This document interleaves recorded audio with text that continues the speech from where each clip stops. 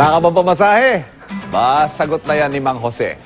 Si Mang Jose ang viral superhero sa Batangas na may nililibre araw-araw. Panoorin po natin.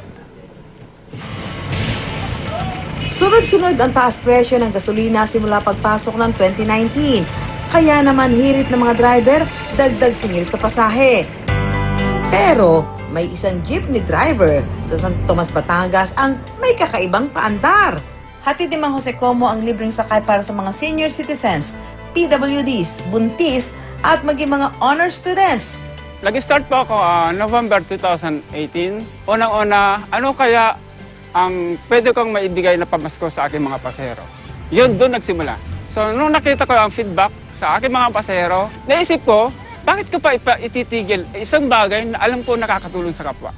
No money, no problem. 100% free fare, ika nga, ng paskil sa jeep ni Mang Jose. Sino po dito ang honor student? Araw-araw may dagdag na kategorya pa sa kanyang libreng sakay.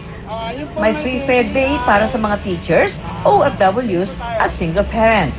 Ang paandar ni Mang Jose, dulot daw ay ibang klaseng good vibes. Po, medyo na surprise lang po ako. Yung ipapamasahe ko, may bibili ko ng halimbawa sa aking sariling Masaya at sulit din.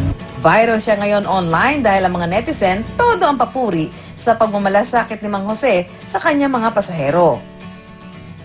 Ang good deed ni Mang Jose, approve na approve sa kanyang anak. Masaya po ako at proud kay Papa. Suportado rin ito ng kanyang mga kamag-anak. Nung nalaman po namin, siyempre po, proud kami kasi mahirap din po yung buhay ngayon. Nakakatulong po yun sa ibang tao. Mas maliit man ang kinikita simula nang magbigay ng libreng pasahe, masaya pa rin naman si Mang Jose. 7 to 8 hours nasa kalsada ako. Aking kaligayahan na nakakatulong sa kapwa ko. Ito na ang pangarap kong magawa habang ako'y kaya kong tumulong sa kapwa.